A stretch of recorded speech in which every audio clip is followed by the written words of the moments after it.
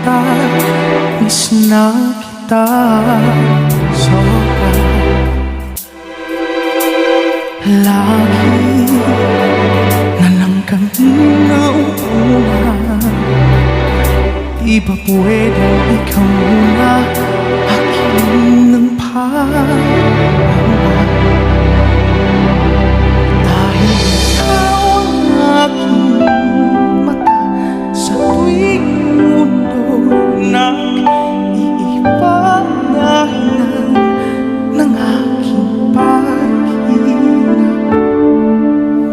Huwag mag-alala, ipikit ang iyong mata, pahinga muna, ako nang bahala. Labis pa sa labis yung nagawa mo.